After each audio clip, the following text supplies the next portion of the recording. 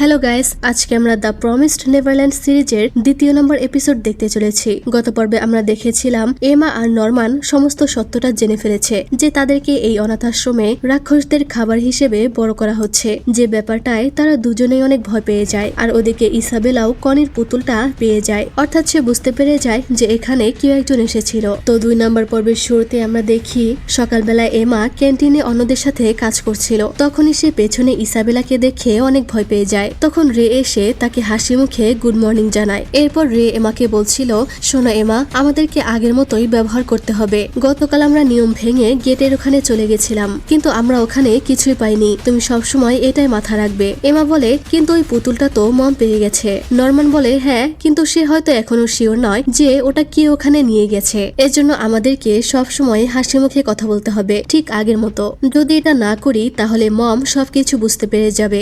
এমা বলে, সুস্বাদু খাবার, এই জামা কাপড় এবং ওয়েল মেনটেন্ড রুটিন, এই সবকিছু আমাদেরকে ভালো প্রোডাক্ট বানানোর জন্য করা হচ্ছে, তাই না? আমরা কি শুধু আমাদের মৃত্যুর জন্য অপেক্ষা করতে থাকবো? তখন নরমান বলে, তোমার কি মনে আছে সেদিন ওই রাক্ষসটা বলছিল যে আমরা 6 বছর বয়সী আরো একটা নর্মাল কোয়ালিটির প্রোডাক্ট ডেলিভারি করছি। এটার অর্থ হলো আমাদের শরীরের মাংসের সাথে আমাদের বয়সের সম্পর্ক রয়েছে, কারণ আমাদের যে ভাই বোনদেরকে আগে পাঠানো হয়েছিল তাদের বয়স 6 থেকে 12 বছরের মধ্যেই ছিল।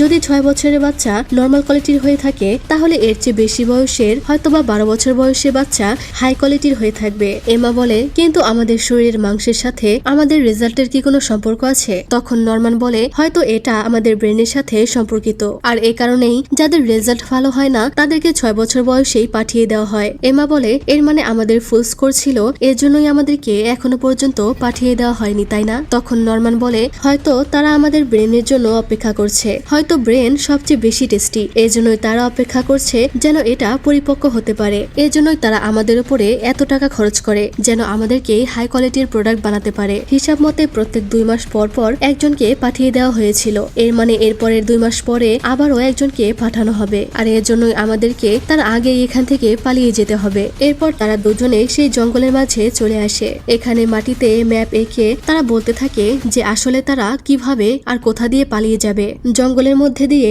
নাকি গেটের মাধ্যমে। কিন্তু গেট তো তখনই খোলা হয় যখন রাক্ষসেরা ওখানে থাকে। এর মানে হলো তাদেরকে জঙ্গল দিয়েই পালিয়ে যেতে হবে। তো তারা দুজন সিদ্ধান্ত নেয় যে তারা দিনের বেলায় জঙ্গলের মধ্যে দিয়ে পালিয়ে যাবে। ওই ছোট বেড়াটা পার করে জঙ্গলের একদম শেষ পর্যায়ে চলে আসে। আর এখানে অনেক উঁচু একটি দেওয়াল ছিল, পুরো অনাথাশ্রম ঘিরেই এরকম দেওয়াল ছিল। এরপর এমা গাছের উপরে ওঠে ওপারে কি আছে সেটা দেখার জন্য, কিন্তু সে বলে ওপাশে কি আছে সেটা দেখা যাচ্ছে না, তবে দেওয়ালটা 2 থেকে 3 মিটার চড়া হবে। আর এত উঁচু দেওয়াল দেখে তারা বলতে থাকে যে এখান থেকে পালিয়ে যাওয়াটা অসম্ভব হবে, কিন্তু তারা তো হার মানার পাত্র নয়। তারা দড়ির সাহায্যে এই দেওয়ালটা পার করতে চায়। এরপর খেলার সময় শেষ হয়ে যায়, এর জন্য তারা দুজনে মাঠে ফিরে আসে। তখন খিলডা নামের একটি মেয়ে মমকে রিপোর্ট করে যে 2 জন বাচ্চা এখন মিসিং, তাদেরকে পাওয়া যাচ্ছে না। তখন একটি বাচ্চা জঙ্গল থেকে দৌড়ে এসে ইসাবেলাকে বলে যে সে জঙ্গলের মধ্যে তার বন্ধুকে হারিয়ে ফেলেছে। তখন ইসাবেলা তার হাতে থাকা কিছু একটা চেক করে আর জঙ্গলের মধ্যে চলে গিয়ে সেই মেয়েটাকে নিয়ে আসে। এই ঘটনা দেখে তারা দুজন বলতে থাকে যে মনে হলো মম আগে থেকেই জানতো যে মেয়েটি কোথায় ছিল। এমা বলে, এর জন্যই মম আমাদেরকে সব সময় খুঁজে পেয়ে যেত। নরমান বলে, ওটা কোনো পকেট ওয়াচ নয়, ওটা কোনো ট্র্যাকিং ডিভাইস হবে। হয়তো আমাদের অজান্তেই আমাদের শরীরে কোথাও ট্র্যাকিং ডিভাইস সেট করা হয়েছে, অর্থাৎ মম আমাদেরকে ইচ্ছা করেই এটা দেখালো এবং সে আমাদের বলার চেষ্টা করছে যে আমরা চাইলেও এখান থেকে কখনোই পালিয়ে যেতে পারবো না, অর্থাৎ সে হলো আমাদের শত্রু। আর দূর থেকে রে এই সবকিছু লক্ষ্য করছিল। এরপর নরমান বলে, সবার আগে আমাদেরকে দড়ি খুঁজে বের করতে হবে, আর আমি জানি এটা কোথায় আছে। আজ রাত 10টায় হল রুমে আমার সাথে তুমি দেখা করবে। কিন্তু এমা তাকে থামিয়ে বলে, ওখানে কোনো ক্যামেরা বা ওয়্যার টেপও থাকতে পারে। রে বলে, তুমি চিন্তা করো না, আমি অলরেডি চেক করে নিয়েছি, সেখানে কোনো ক্যামেরা নেই। তারা দুজন কথা বলছিল কনির সেই পুতুলটা নিয়ে, যে মম হয়তো জানে না যে সেটা ওখানে কে নিয়ে গিয়েছিল। আর এমন নয় যে মম সবসময় তাদের লোকেশন জানে, বরং তাকে এটার জন্য চেক করতে হয়। সে জানে যে পুতুলটা গেটের ওখানে কনি নয়, অন্য কেউ নিয়ে গেছে, তবে সে এখনো সেটা বের করতে পারেনি যে এটা কে করেছে। তখনই মার্কে এসে রেকে ডাকে, কারণ ঘড়িতে একটু সমস্যা হয়েছে। রে ওখান থেকে চলে যায় আর এমা কনির আঁকানো দেওয়ালের ছবিগুলো দেখতে থাকে। তখনই ইসাবেলা হঠাৎ করে এমার সামনে চলে আসে। রে এটা দেখে তাড়াতাড়ি লুকিয়ে পড়ে। ইসাবেলা তাকে ধরে বলে, তোমার কি হয়েছে? তুমি এত ভয় কেন পেয়েছো? আর সকালেও তোমাকে ভীত মনে হলো। এমা মনে মনে অনেক ভয় পেলেও সে মুখে হেসে বলে, এরকম কোনো কিছুই নয়, আমাকেও তো খুব শীঘ্রই হাউস ছেড়ে চলে যেতে হবে, এর জন্যই আমার মন খারাপ লাগছিল। ইসাবেলা জিজ্ঞেস করে, তোমার কি হাউস পছন্দ? এমা তখন তাকে জড়িয়ে ধরে বলে, আমার এই হাউস অনেক পছন্দ, আমি এই হাউসকে অনেক ভালোবাসি, আর তোমাকেও ভালোবাসি মা। এমা তখন বলে, কনির জন্য আমার আরো বেশি মন খারাপ লাগছে, সে বলেছিল সে বড় হয়ে তোমার মতো মা হতে চায়। ইসাবেলা বলে, সে অবশ্যই বড় হয়ে একজন ভালো মা হবে। এটা শুনে নরমানের তো অনেক রাগ হয়। তখনই ওখানে রে চলে আসে আর ইসাবেলাকে জানায় যে ডিনার তৈরি হয়ে গেছে। তখন নরমান গিয়ে এমাকে ডিনারের জন্য এখান থেকে নিয়ে যাচ্ছিল, আর তখন ইসাবেলা তাদের দুজনকে পেছন থেকে ডাকে আর জিজ্ঞেস করে, তোমরা দুজন কি কালকে গেটের ওখানে গিয়েছিলে? নরমান বলে, না তো, এটা করলে তো রুলস ব্রেক হবে, আর গতকাল তো আমরা ট্যাগ গেম খেলছিলাম। এটা বলে ওখান থেকে চলে এসে তারা দুজনেই অনেক ভয় পেয়ে যায়। নরমান এমার দিকে হাত বাড়িয়ে দেয়। তখন এমা দেখে যে নরমানেরও ভয়ে হাত কাঁপছে। এরপর তারা দুজন ওখান থেকে চলে গেলে দেখা যায় যে রে লুকিয়ে লুকিয়ে তাদের সমস্ত কার্যকলাপ দেখছিল। এরপর রাত 10টায় তারা দুজনে আবারও দেখা করে এবং দুজনে একটি স্টোর রুমে চলে আসে, কিন্তু তারা এখানে কোনো দড়ি খুঁজে পায় না। তাই তারা টেবিলের উপরের শীটটা নিয়ে আসে। তারা ওখানকার গাছের মধ্যে ওই কাপড়টা রেখে দেয় যেন প্রয়োজনের সময় তারা এটাকে ব্যবহার করতে পারে। তখন এমা বলে, আমার মনে হয় রেকে আমাদের এই সবকিছু বলে দেওয়া উচিত। নরমান বলে, আমিও এটাই ভাবছিলাম, রে খুব বুদ্ধিমান একটা ছেলে, সে আমাদেরকে অনেক সাহায্য করতে পারবে আর আমরা তার উপরে সহজেই বিশ্বাস করতে পারি। তখনই হঠাৎ ওখানে রে এসে হাজির হয়। রে বলে যে সে তাদেরকে ফলো করেই এখানে চলে এসেছে। এরপর সে এমা আর নরমানের গলা ধরে বলে, ওই দিন গেটের ওখানে কি হয়েছিল? যখন তোমরা কনিকে তার পুতুলটা দিতে গেছিলে, সেদিন থেকেই তোমরা দুজন অদ্ভুত আচরণ করছো। এরপর তারা দুজন রে কে সবকিছু খুলে বলে। রে বলে, এর মানে তারা আমাদেরকে রাক্ষসদের খাবার হিসেবে বড় করছে, আর এটা একটা ফার্ম। এমা অবাক হয়ে বলে, তুমি আমাদের কথায় এত সহজে কিভাবে বিশ্বাস করছো? আমি তো এটা দেখে অনেক অবাক হয়েছি।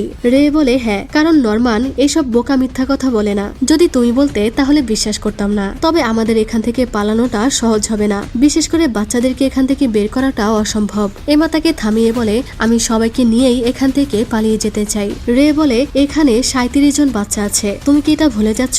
আর বেশিরভাগ বাচ্চা 6 বছরের নিচে। মম, রাক্ষস, ট্র্যাকিং ডিভাইসেস, এই সব কিছুর সাথে ফাইট করে এমনিতেই এখান থেকে পালানো অনেক ডিফিকাল্ট। এমা বলে, কিন্তু এটা অসম্ভব নয়। রে বলে, হ্যাঁ, এটা অসম্ভব। রে এমার কাছে এসে বলে, এখান থেকে পালিয়ে গেলেই সব সমস্যার সমাধান হবে এমন নয়, কারণ আমরা জানি না যে বাইরের দুনিয়াটা কেমন। হয়তো বাইরের দুনিয়াটা রাক্ষসদের সোসাইটি হতে পারে, হয়তো বাইরে এরকম আরো অনেক ফার্ম রয়েছে। আমরা এখনো শিওর নই যে মানুষের জন্য বাইরে থাকার মতো কোনো জায়গা রয়েছে কিনা, তাই বাকিদেরকে এখানে রেখে গেলেই ভালো হবে। এমা বলে, একদম নয়, আমি তবুও সবার সাথে এখান থেকে পালিয়ে যেতে চাই। আমি শুধু কাউকেই মারা যেতে দেখতে চাই না। যদি বাইরের দুনিয়ায় মানুষের থাকার মতো জায়গা না থাকে, তাহলে আমরা থাকার মতো জায়গা বানাবো, আর সেটা পৃথিবীকে বদলে। আমি কোনোভাবেই হার মানতে চাই না। সে রের হাত ধরে বলে, তাই এইসব বলা বন্ধ করে আমাদেরকে তুমি সাহস দাও। নরমান তাদের কাণ্ড দেখে হাসতে থাকে। তখন রে তাকে বলতে থাকে, আমাকে তুমি বোঝাও, সে একটা পুরো পাগল। আমি চাই তুমি তাকে থামাও, নয়তো তোমরা দুজনেই মারা যাবে। তখন নরমান বলে,